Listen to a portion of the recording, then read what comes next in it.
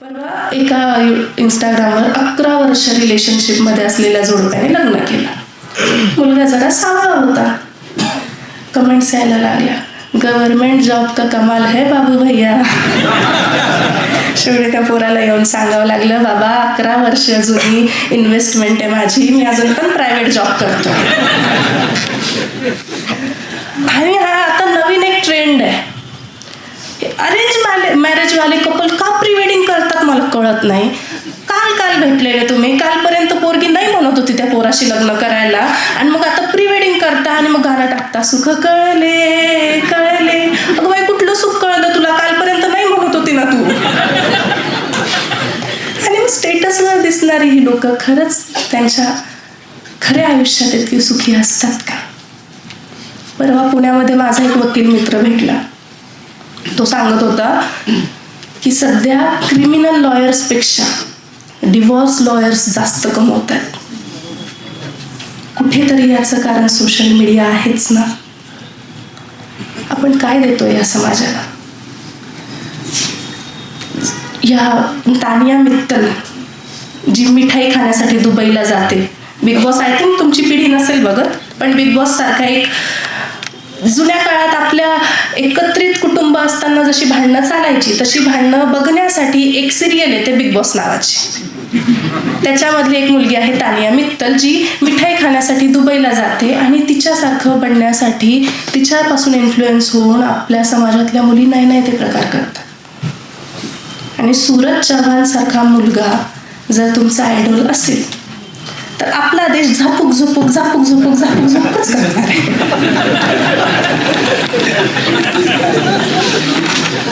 हजारो वर्ष, लाखो वर्ष म्हणता येते, आणि हजारो पिढ्या खपून ही समाज व्यवस्था बनवली आपण.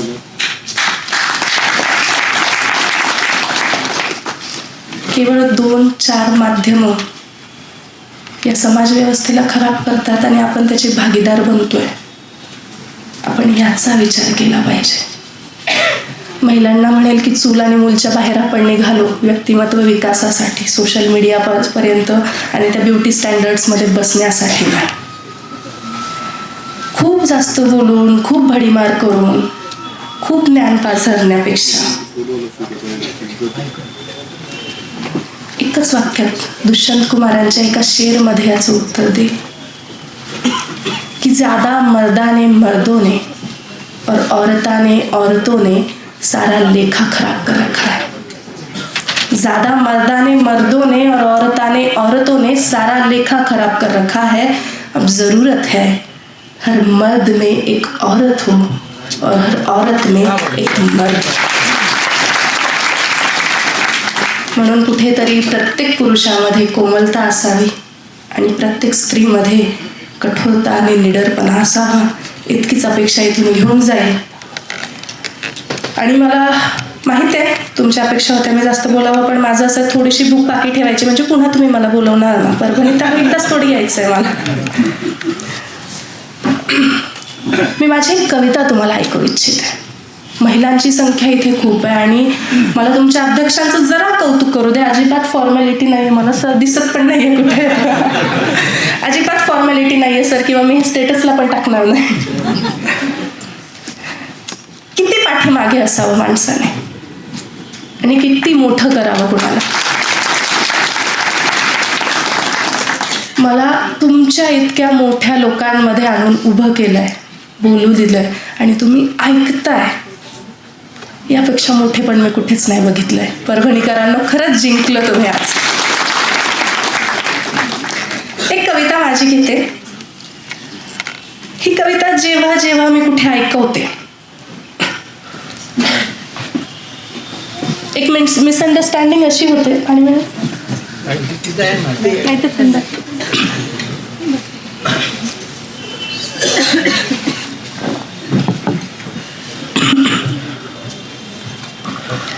जरा खोकला आहे, पुरुषांसारखं म्हणू पण शकत नाही की रात्री बसते.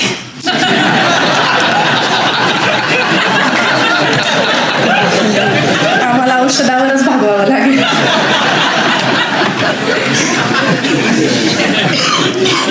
सर्व टाकावं लागेल.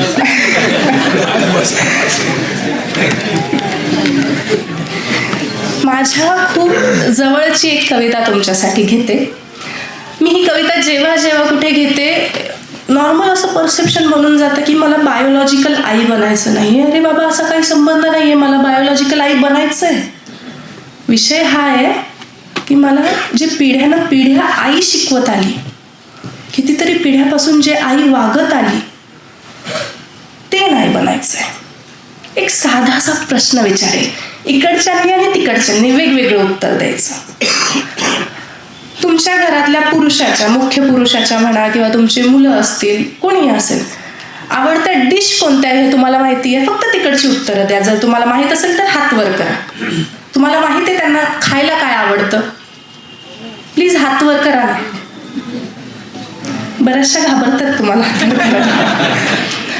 तुमच्यामधल्या किती लोकांना माहिती आहे की तुमच्या बायकोची आवडती डिश कोणती आहे?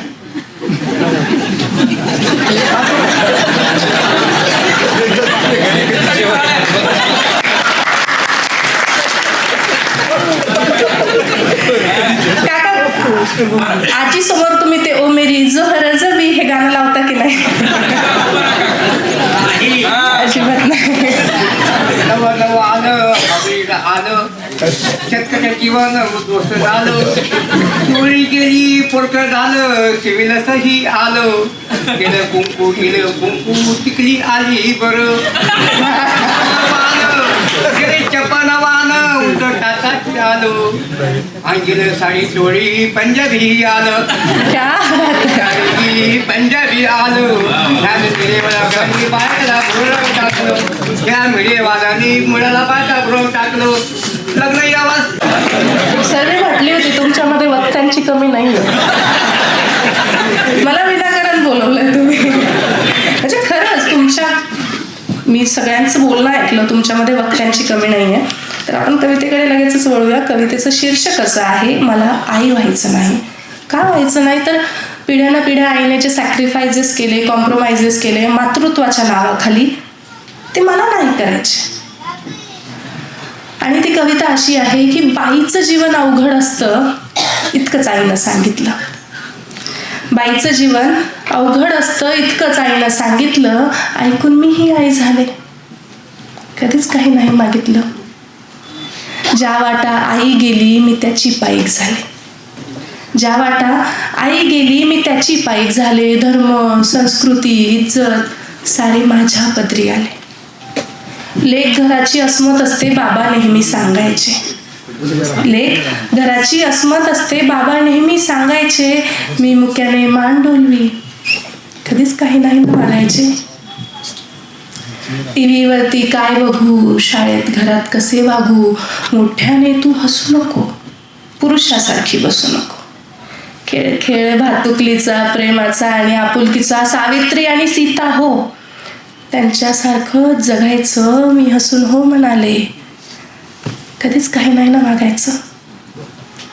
माझी दुनिया माझे घर मी काय शोधायचे, माझी दुनिया माझे घर मी काय शोधायचे. कट्ट्यावरती हुल्लड घालता मुलं रोज बघायचे. मुजोर वारा कधी उरी झिम्मा घालत दाटायचा. रोम रोम तुटताना सूर्य कवटाळू वाटायचा. माझं मी पण मला बोचतं मी कधीच सांगितलं नाही. माझा झरा माझा पाऊस मी कधीच मागितला नाही. कधी वाटे बंद तोडून मोकळे होऊन जरा जगू, कधी वाटे बंद तोडून मोकळे होऊन जरा जगू. बाई पण जरा राहू दे, बाबा होऊन का बघू. बाबा नसताना मी त्यांची पॅन्ट घालायची. आई फार हसायची आणि बाबा म्हणूनच बोलायची. वेळ प्रसंगी पुरुषासारखी उभी असतेच ना बाई, वेळ प्रसंगी पुरुषासारखी उभी असतेच ना बाई. मग शोधून का सापडत नाही बाबामध्ये माझी आई. स्त्री पुरुष समानतेच्या रोजच शिकते भाकड कथा. या स्त्री पुरुष समानतेच्या रोजच शिकते भाकड कथा. कोमल चेहऱ्यावर ऍसिड फेकलं, तो हात कुणाचा होता. मी विश्वाची जननी आहे मला रोज कळते, मी विश्वाची जननी आहे मला रोज कळते. आणि मग स्टोवच्या भडक्याने बाईच का जळते. तू तुमच्या पोथ्या, तुमचे नियम, तुमचे सारे चमत्कार. तुमच्या पोथ्या, तुमचे नियम, तुमचे सारे चमत्कार. भाषणांना चूत येतो जेव्हा घडतात बलात्कार. वर्गामधला गुरु सुद्धा कोपऱ्यामध्ये नर होतो. वर्गामधला गुरु सुद्धा कोपऱ्यामध्ये नर होतो. गरज नसताना पाठीवरती शाबासकीची थाप देतो. संस्कृतीच्या नावाखाली माझे अंग अंग झाकतात. संस्कृतीच्या नावाखाली माझे अंग अंग झाकतात आणि उंच महालिक कला म्हणून कोठ्यावरती उघडं बघतात. बिकनीवरचा फोटोशूट, बिकनीवरचा फोटोशूट संस्कृतीचं काय झालं? बिकनीवरचा फोटोशूट संस्कृतीचं काय झालं? व्यापाऱ्याचा माल विकण्यात तुम्ही तिला नागडं केलं. स्त्री स्वातंत्र्याचा खेळ सारा मलाही आता कळतो आहे. हा स्त्री स्वातंत्र्याचा खेळ सारा मलाही आता कळतो आहे. बाप, भाऊ, पती, प्रेमी कोण म्हणून छळतो आहे. माझ्यामध्येही आहे भूक, माझ्यामध्येही आहे भूक. प्रकृतीचा तो चमत्कार. लाजरा बुजरा शोधून नर करू मी बलात्कार. वासनेने बरबटलेला माझा चेहरा कसा दिसेल? श्वापदा परी हिंस्र की तोही सौंदर्याचं प्रतीक असेल. आई म्हणे माझी राणी सुंदर प्रेमळ असते बाई.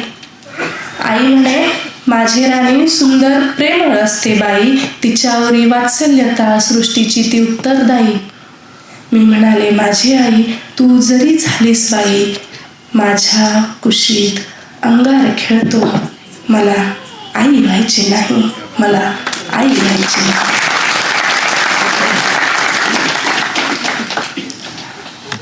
जरा ज्ञानाचा ओव्हरडोस झालाच आहे. नाही म्हणत म्हणत जेवणाच्या शेवटी थोडं गोड करूया काय? कविता ऐकवतो.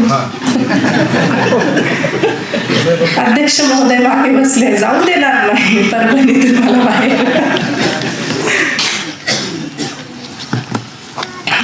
बायकोवर एक कविता ऐकायची का? आवडेल तुम्हाला की थोडी सादगी हवी, थोडी अदाही असायला पाहिजे. थोडी सादगी हवी, थोडी अदाही असायला पाहिजे. बायको हवी हक्काची, पण गर्लफ्रेंड सारखी दिसायला पाहिजे. नाजूक चेहरा, मिल्की स्किन, झिरो फिगर असायला हवी. नाजूक चेहरा, मिल्की स्किन, झिरो फिगर असायला हवी. आणि मित्रांच्या बायकोमध्ये आपलीच उठून दिसायला हवी. सारेच पुरुष स्वप्नाळू कवीसारखी का वागतात? हे सारेच पुरुष स्वप्नाळू कवीसारखी का वागतात? आणि नोकियाच्या फोनमध्ये तुम्ही आयफोनची फीचर मागतात.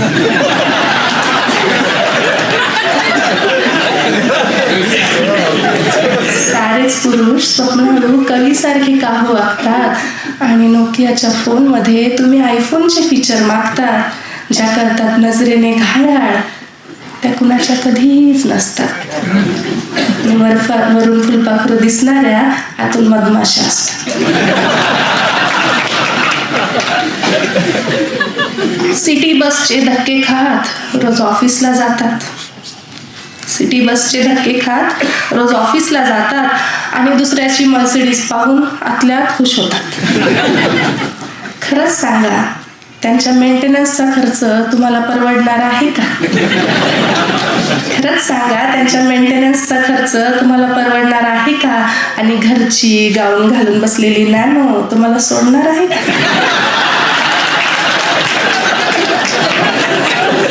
खरंच सांगा, त्यांच्या मेंटेनन्सचा खर्च तुम्हाला परवडणार आहे का? आणि घरची गाऊन घालून बसलेली नॅनो तुम्हाला सोडणार आहे का?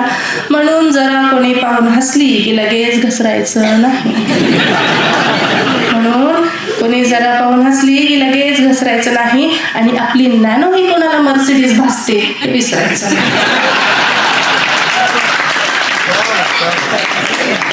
मग आता सगळ्या पुरुषांसाठी सल्ला की एकदा असं करा, आपल्याच बायकोला चोरून चोरून पहा. एकदा असं करा, आपल्याच बायकोला चोरून चोरून पहा.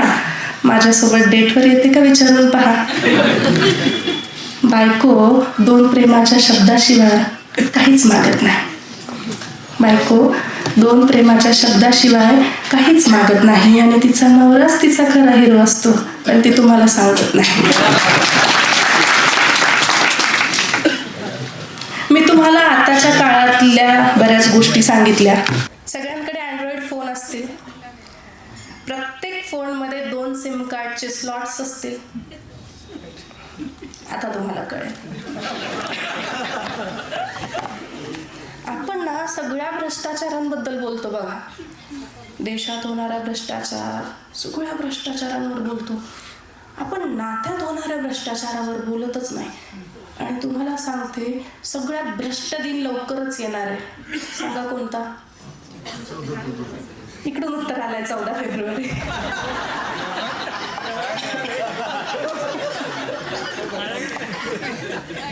बरं, तुमच्या सगळ्यांचं नवल आहे बरं. म्हणजे मी तुम्हाला सांगते, मी पुण्याला मुंबईला जेव्हा जेव्हा जाते आणि प्रेम कविता घेते ना, अक्षरशः आत्तड्या पिळून टाकाव्या लागतात की हस की रे बाबा, आता तरी हस.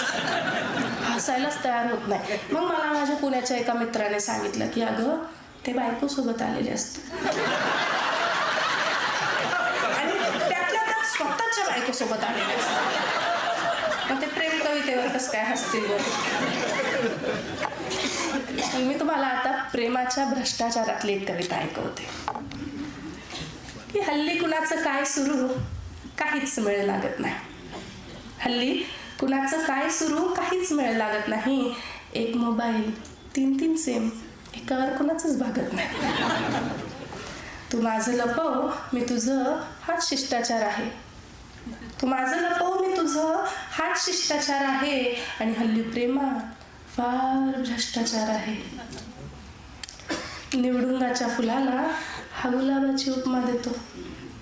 निवडुंगाच्या फुलाला हा गुलाबाची उपमा देतो आणि वाचाळ कवीच्या तोंडाला देशीचाच वास येतो. आणि थोडीशी टाकल्यानंतर सगळेच कवी असतात.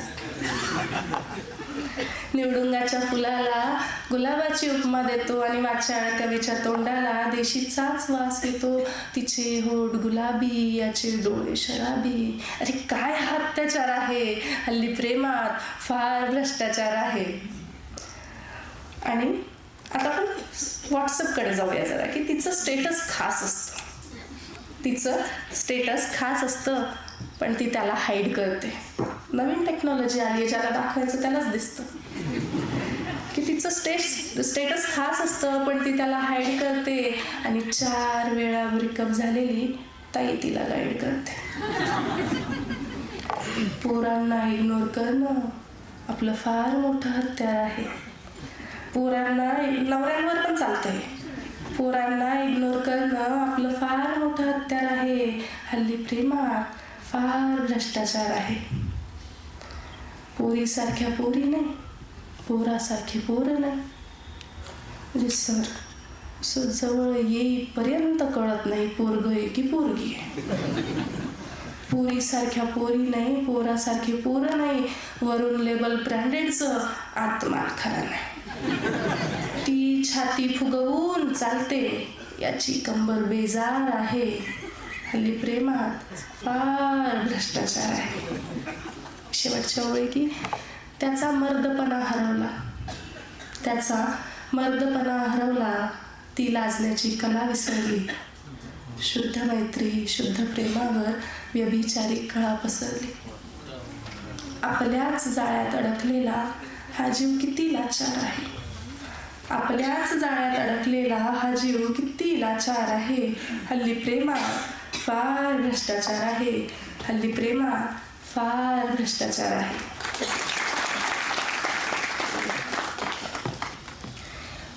पुन्हा एकदा तुमच्या सगळ्यांचे धन्यवाद. आणि एवढ्यावर मी तुमच्यापासून निरोप घेते. एक शेर आहे ना तो की कौन कहते हैं बूढ़े इश्क नहीं करते, करते हैं लेकिन हम उन पे शक नहीं. पहिला मंडळ म्हटलं झालंच पाहिजे. कवितेचा रेफरन्स तुम्हाला देते की मी जेव्हा जेव्हा कवी संमेलनांना जायची, त्यातला प्रत्येक कवी 2 ओळी, 1 कविता, तिच्या लग्नाला गेल्यावर त्याने काय केलं याच्याबद्दल करायचंच. मला पण वाटलं आम्ही कशाला मागे राहायचं, मी पण जाईल त्याच्या लग्नात. आणि मग मी पण त्याच्या लग्नात गेली आणि मग कविता लिहिली. आणि मग आता कविता ऐका की ती त्याच्या लग्नाला जाते तेव्हा काय होत की काय सटवायच्या मनी आलं की तिनं असा हिशोब काढला. काय सटवायच्या मनी आलं की तिनं असा हिशोब काढला. या बानूचा लाडू तिनं त्या माणसाच्या ताटात वाढला. ज्याच्यावर हक्क सांगत गर्व केला आता त्याच्याच लग्नाला जायचं होतं. ज्याच्यावर हक्क सांगत गर्व केला आता त्याच्याच लग्नाला जायचं होतं. आपण चापून चोपून नीट केलेलं बाळ दुसऱ्याच्या खोंडीला पाहायचं होतं. मग ठरवलं जे समोर आहे त्याला थेट भिडायचं आणि आपण नाही. जो सोडून गेलाय त्यानं आपल्यासाठी रडायचं. पोटातली कळ जरा दाबून धरली, एक साडी ठासून नेसली आणि जितके शक्य होईल तितके मेकअप चेहऱ्यावर फासले. म्हटलं दाखवून देऊ बघ तू काय गमावलं. त्याला दाखवून देऊ बघ तू काय गमावलं. हवाई जहाज सोडून तू हे टमटम कमावलं.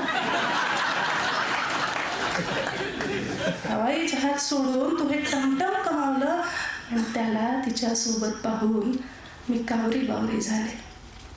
स्वप्न रंगवली होती मी हळदीच्या अंगाची नवरी झाले. भानावर आले डोळे पुसले मेकअप सारा पसरून गेला. भानावर आले डोळे पुसले मेकअप सारा पसरून गेला. फाजील सारा आत्मविश्वास दोन डोळ्यातून घसरून गेला. रडून पडून गळा फाडून काही केल्यास भागत नाही. आणि प्रेम कुणाचंही असो ते शब्दाला जागत नाही. एकदा जोरदार टाळ्या वाजवून कंटिन्यू करा. पाणी पिण्या बोलता तरी ब्रेक घेऊ द्या ना मला. आता ती त्याच्या समोर गेली की नजरेस नजर झाली डोळे अजिबात हटत नव्हते. नजरेस नजर झाली डोळे अजिबात हटत नव्हते. माझी ओळख करून देताना त्याला शब्दही फुटत नव्हते. मग मीच म्हटलं मी वर्गमैत्रीण माझं नाव बानू आहे. मी वर्गमैत्रीण माझं नाव बानू आहे. मी मानलेली बहीण आणि तूच ह्याची जानू आहे. तो जरा हसला आणि तिचा हात हातात घेतला. एक काटाच रे माझ्या काळाचा तुटला. वेळ मारून नेण्यासाठी मला विचारतो ही कशी आहे. तो वेळ मारून नेण्यासाठी मला विचारतो ही कशी आहे. तुझ्यासारख्या गोल कपासाठी हीच योग्य बशी आहे. काय करणार आजही तुझा पडलेला चेहरा पाहवत नाही. आणि ज्याला आपलं म्हटलं त्याला धीर दिल्याशिवाय राहवत नाही. आता जेवणावर आलाय की जाताना जेवून जा असं तो सांगून गेला. जाताना जेवून जा असं तो सांगून गेला. मग मीही दाबून गुलाबजामुन खाण्याचा निर्धार केला. पण खरंच सांगू एक घास सुद्धा घशाखाली उतरला नाही. आणि तिच्यासोबतचा त्याचा फोटो अजूनही डोळ्यातून ओसरला नाही. एकांतात बसून मी त्या सटवाईला विचारत राहते. शीड हरवलेली नाव समुद्रात कुठं ग वाहते. शीड हरवलेली नाव समुद्रात कुठं ग वाहते.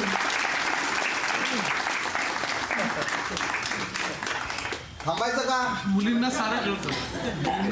मुलींची संख्या कमी आहे. बायकांना सारं कळतं म्हटलं तर तुम्हाला त्रास होईल. थांबायचं का सांगा. महिला वर्गाला विशेषतः मग कविता सांगावं लागेल कुठली. अरे लिहून नाही आलं. या मुलींना सारं कळतं ताई. ठीक आहे. सोशल मीडियाबद्दल बोलणारी मुलगी याच्यावरच टाईप करून आणते. बरं मी मुलींना सारं कळतं कविता घेईल. पण जेव्हा जेव्हा या मुलींना सारं कळतं हे वाक्य येईल मला खालून तुमचा आवाज आला पाहिजे. कबूल आहे. कुणाचं कुणासाठी कुठे दुखतं.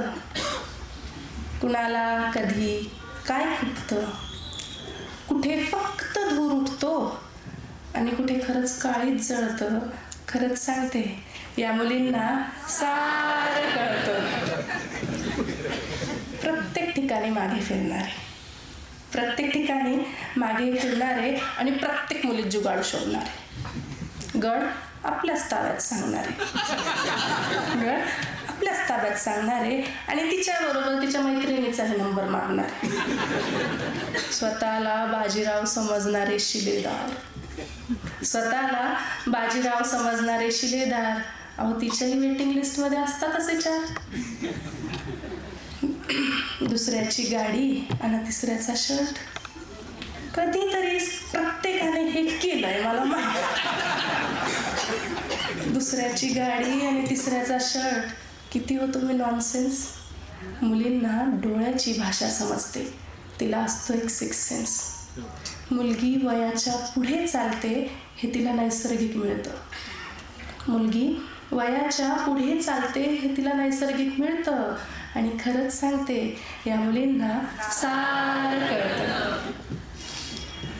म्हणून उगाच त्रागा करायचा नाही आणि गल्लीत चक्राही मारायच्या नाही. मला सांगा, अशा कुठे या पोरी पटतात? ह्यांना अशी रोज भेटतात. आणि जर एका गुलाबात पोरगी भाळली, एका गुलाबात पोरगी भाळली, तुमच्यासाठी बरं नाही. बॉयफ्रेंड बिफ्रेंड बनवून ठेवेल, लग्नाचं मात्र खरं नाही. पुढच्या ओळी दाद माझ्यापर्यंत येऊ द्या. जर ओळी तुमच्यापर्यंत पोहोचतील तर, आणि ह्या नक्कीच प्रत्येकापर्यंत पोहोचतील, की कुणाची धाव कुंपणापर्यंत या मुली लगेच वेधतात. कुणाची धाव कुंपणापर्यंत या मुली लगेच वेधतात. तुम्हाला हवी असते हुरपरी, मुली लेकराचा बाप शोधतात. तुम्हाला हवी असते हुरपरी, मुली लेकराचा बाप शोधतात. ज्याचं त्याचं गणित असतं, ज्याला त्यालाच हे जुळतं. आणि खरंच सांगते, या मुलींना सारं कळतं. कोण मनाचे इमले बांधतो, कोण स्वप्नात बंगले धावतो, कुणाच्या बापाचा पगार किती आणि कुणाच्या खात्यात उधार किती सारं ठाऊक असतं. म्हणून उगाच थापा मारायच्या नाही आणि आनाभा काही करायच्या नाही. अहो हितभर छाती टिचभर सीना इतकेच असतात. हितभर छाती टिचभर सीना, जितकी जरुरी तितकीच ताना. आपल्याच गुऱ्हाळी आपला चोथा, आपल्याच गुऱ्हाळी आपला चोथा, याला कुठे वळतं. खरंच सांगते, या मुलींना सारं कळतं. किती पसरायचं आणि किती सावरायचं मुलींना चांगलं ठाऊक असतं. ती जीवनाचा हिशोब मांडते आणि याचं सारंच भाऊक असतं. प्रेम, करिअर, नोकरी, लग्न याचा कुठे हिशोब जुळतो आणि नवरा आणि बॉयफ्रेंड यातला फरक मुलींना चांगला कळतो. चॉकलेट हिरो आणि 6 पॅक आयुष्यभर पुरत नाही. चॉकलेट हिरो आणि 6 पॅक आयुष्यभर पुरत नाही. आणि म्हणूनच मुली बॉयफ्रेंडशी लग्न करत नाही. जरा हसून बोलला ना की कामापुरतं मिळतं, जरा हसून बोललं ना की कामापुरतं मिळतं. खरंच सांगते, या मुलींना सारं कळतं. पुढच्या ओळी ज्यांना प्रेम कळतं त्यांच्यासाठी, की विश्वासाने हात धरतो त्याला बोलण्याची गरज नसते. विश्वासाने हात धरतो त्याला बोलण्याची गरज नसते. या हातातून त्या हातात एक धमनी सतत भासते. मुलींना हवा असतो विश्वास, मुलींना हवा असतो विश्वास. त्या डोळ्यात सागर दाटून बसतात. भाकरीपरी करपत असताना काजळलेल्या तव्यापरी हसतात. तुझ्या नजरेत किंमत दिसू दे, तुझ्या नजरेत किंमत दिसू दे, तिला सारं विश्व मिळतं. खरंच सांगते, या मुलींना सारं कळतं. आता मला असं वाटतं एकाच दिवसात सगळ्या कविता ऐकून जाऊ नये, पुन्हा मला बोलवणारच नाही का तुम्ही इकडे. पुन्हा एकदा कधीतरी परभणीत येण्याचा योग मला द्यावा अशी मी तुम्हाला विनंती करते. मानधनाचं पाकिट खूप मोठं घेणार नाही, पण तुमचं प्रेम खूप सारं घेऊन जाईल सोबत. आणि जे प्रेम तुम्ही दिलंय, जे प्रेम तुम्ही दिलंय ते इथून पुढे परभणीची आठवण म्हणून नेहमी राहील. जेव्हा जेव्हा परभणीतून जाईल तुमच्या सगळ्यांना आठवण करून जाईल. आणि या प्रेमासाठी, या मोठेपणासाठी, मला दिलेल्या या स्टेजसाठी तुमच्या सर्वांचे, तुमच्या आयोजकांचे, प्रतिष्ठानाचे आणि तुमच्या अध्यक्षांचे जे नेहमी मागे राहून काम करत आहेत त्यांचे खूप खूप धन्यवाद. तुमची रजा घेते.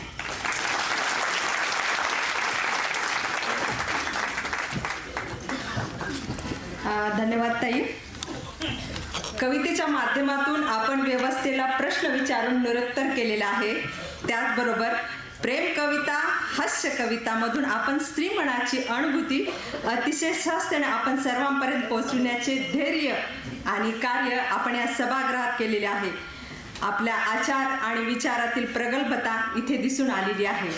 अगदी तुमच्या काही ओळीनुसार इतकेच कवितेने या काळाला ज्ञान द्यावे, इतकेच कवितेने या काळाला ज्ञान द्यावे, भटकत्या पावलांसाठी भान व्हावे, माणसातला हा दुरावा सरतो मला, माझ्या कवितेतून हे अंतर मिटावे, शब्द रुतलेत जे कंठात शाप बनूनी, कवीने त्या शब्दांचे स्वर व्हावे, कवितेने त्या शब्दांचे स्वर व्हावे.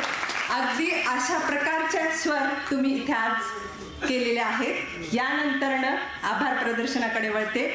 सन्माननीय अर्चनाताई जाधव यांना विनंती करते की त्यांनी ह्या कार्यक्रमाचे आभार प्रदर्शन करावे. धन्यवाद गुंजन.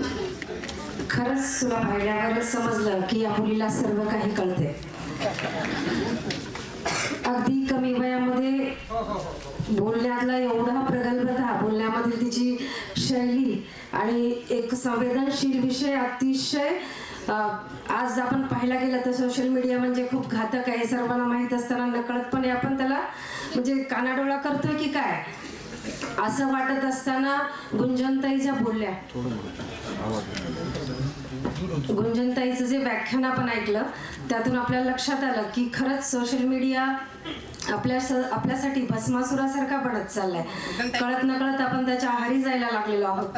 तर त्याचे दुष्परिणाम आपल्या समाजावर, कुटुंबावर होऊ नयेत यासाठी त्यांनी जे मौलिक मार्गदर्शन त्यांच्या व्याख्यानातून केलं त्याबद्दल खरोखर त्यांचे मनोमन आभार मानते. ऋणी आहोत आम्ही आपले देतो शब्दसुमनांचा उपहार, ऋणी आहोत आम्ही आपले देतो शब्दसुमनांचा उपहार. अनमोल वेळ दिलात आम्हासाठी, अनमोल वेळ दिलात आम्हासाठी, आज मानतो आपले आभार, आज मानतो आपले आभार. आज खरंच इथे माता भगिनी ज्या उपस्थित आहेत त्यांच्यासाठी एक उज्ज्वल विचाराची पर्वणीच जणू काही आपल्याला भेटलेली आहे गुंजनताईच्या रूपाने. त्यामुळे गुंजनताईचे खास सर्व महिला भगिनींच्या वतीने मनोमन आभार व्यक्त करते. तसेच या ठिकाणी विशेष आभार ज्यांनी हे सभागृह उपलब्ध करून दिले ते मराठवाडा प्रसारक मंडळ व प्राचार्य श्री शिवाजी महाविद्यालय परभणी यांचेही मी खूप मनोमन आभार मानते. तसेच या सभागृहाची व्यवस्था पाहणारे श्री देवकर, त्यानंतर या व्याख्यानासाठी चित्रीकरण करणारे श्री सुधीर देऊळगावकर, ध्वनी व्यवस्थापक आबा टाकळकर, त्याबरोबर ज्यांनी सुंदर या व्याख्यानाच्या आठवणी आपल्या कॅमेऱ्यामध्ये कैद करून ठेवलेल्या आहेत ते कल्याण सोळंके कॅमेरामन, या सर्वांचे आभार. तसेच रसिक पत्रकार व उपस्थित सर्व परभणीकरांचे मनोमन आभार मानून चतुरंग प्रतिष्ठानाच्या वतीने हा कार्यक्रम इथे संपन्न झाला असे जाहीर करते. धन्यवाद. उद्या आपल्या चतुरंग प्रतिष्ठानाचे व्याख्यानमालेचे दुसरे पुष्प रविवार दिनांक 24 डिसेंबर 2025 सायंकाळी 6 वाजता याच ठिकाणी या सभागृहामध्ये होणार आहे. तर त्यांचा विषय आहे आम्ही भारताचे लोक आणि याचे प्रमुख वक्ते आहेत माननीय श्री अजय आवटे जे संपादक आहेत दैनिक लोकमतचे. तरी उद्या आपण या ठिकाणी या सभागृहामध्ये आपली उपस्थिती प्रार्थनीय आहे. धन्यवाद.